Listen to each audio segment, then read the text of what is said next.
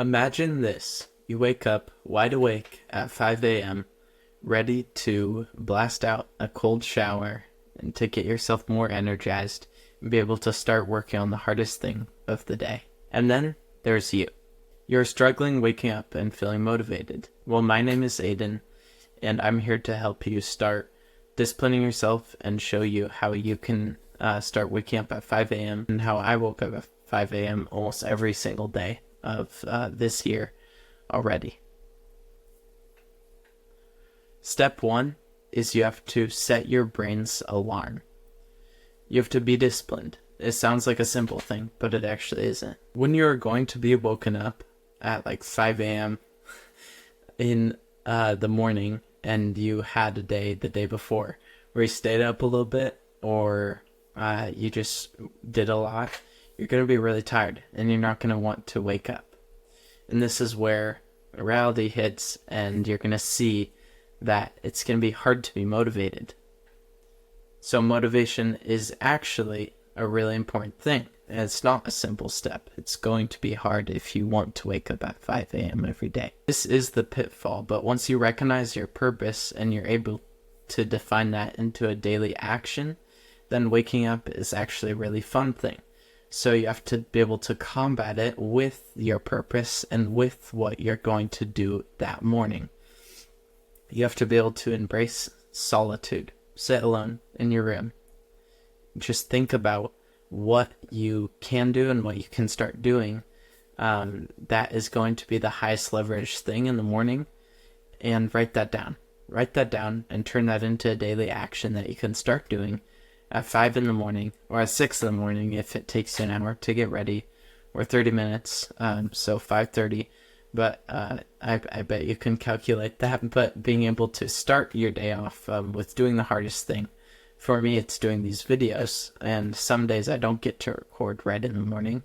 Like this morning, I wasn't able to, but I try for that every single day. And when I don't, then I just recover in the afternoon, and I continue doing that thing because this is what gives me so much purpose, and it is part of my purpose is recording these videos and being creative. And as you wake up daily to an alarm, your brain will get used to it. Your brain will start getting used to that you're waking up at 5, and you will less and less need the alarm, and more just have it ingrained in your mind to wake up at 5 and be more and more motivated to do so. And when you're not motivated, just think about your purpose and why you're doing it. So step 2 is plan. Don't use a phone. I know this sounds kind of like not a normal step. Don't use your phone, because when you use your phone as an alarm, you're going to turn off that alarm and then you're going to start scrolling, and then you're just going to be back in your old habits, and you're not going to be able to actually do the hardest thing in the morning because you're going to set your day by using so much brain energy already by just looking through Instagram, looking at TikTok, watching those videos. So being able to keep your phone away from yourself and noticing how much of a pitfall that is for you is going to be able to get you so much further than you thought you could by using that digital alarm or those old alarms that like slam and they like shake. But whatever alarm you have, if you don't have one, please buy one. I'll link the one I use below. It's not affiliate, just so you guys can check it out. And being able to use that alarm to set your day and to wake up at 5 and start setting that in your mind, making it concrete so that you can do it every single day.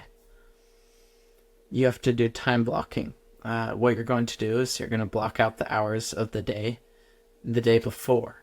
So your younger self is actually going to set up your day for the next day. So that was worded weird, but being able to, like today, I would schedule out what I'm going to do for tomorrow so that my younger self actually already scheduled my day yesterday. So I'm able to focus on what I need to do, and I don't have to use extra brain space in the morning to schedule out what I need to do, but everything is already laid out for me, and all I need to do is follow what I need to do.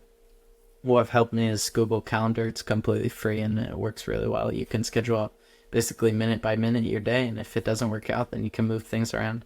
But usually if you stick to even 30% of it, you're going to be way more successful than you would be without it. So being able to use that to your advantage and being able to start blocking out hour by hour what you're going to do is going to set your day off really well. And being able to wake up at 5, do the hardest thing, and then it's going to get you into that whole day's rhythm of being very productive. And you have to make sure the most important things are at the beginning of the day. The most important things to you, or just the most important things in general. Like a lot of times, before I started recording these videos, I was studying math every morning, which I still study math later in the day, but I knew that math was really important and getting a good grade was really important. So being able to study math straight away in the morning was a really important thing for me to do, because it was one of the highest leverage things I could do in the mornings.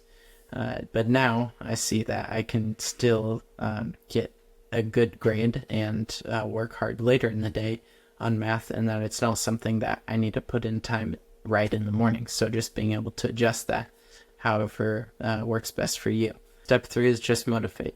Make sure you have set clear goals. And I mention this all the time, but just making sure that you have clear goals. For without goals, you have no direction and you don't know where to go.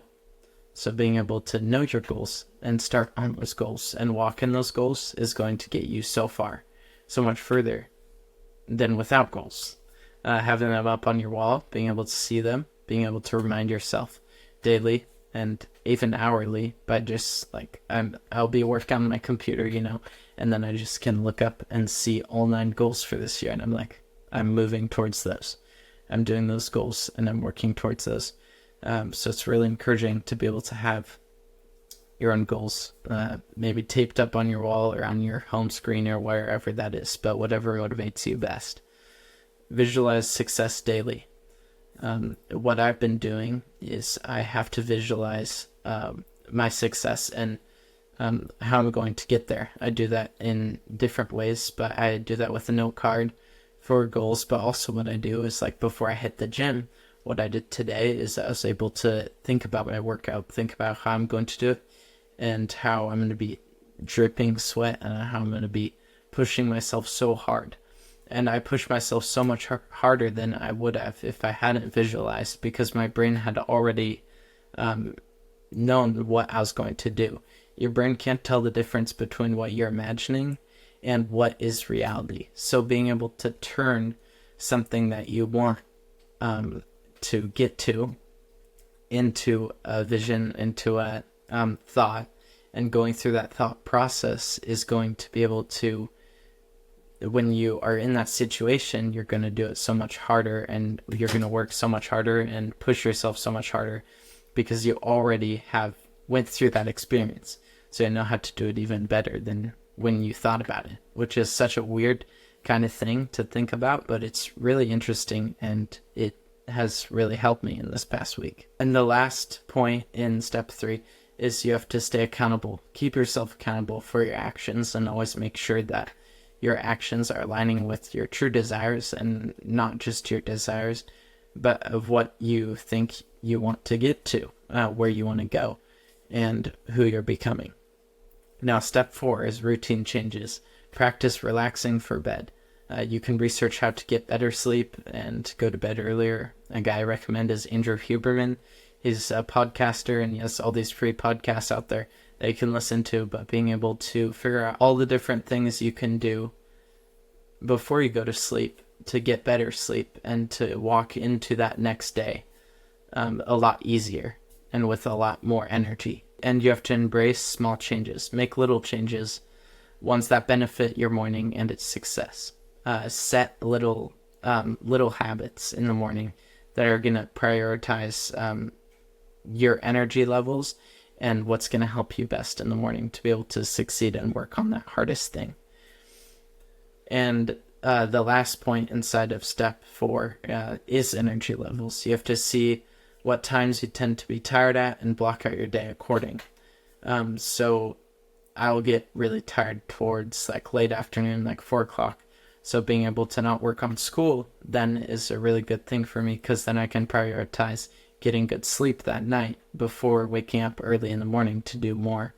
school. So just making sure that you're always prioritizing what works best for you and not just what works best for me or other people, seeing how you should start your day and what would be the best thing for yourself. So those are all 4 points. I hope those helped you. And if you have any questions, just leave a comment below of how I've been doing this and how I've been waking up at 5 a.m. in the morning. It had been a big benefit to me, and it had been something that had been really powerful to help me get to where I want to be. And I hope that this helped. Small actions today pave remarkable changes for tomorrow. Okay.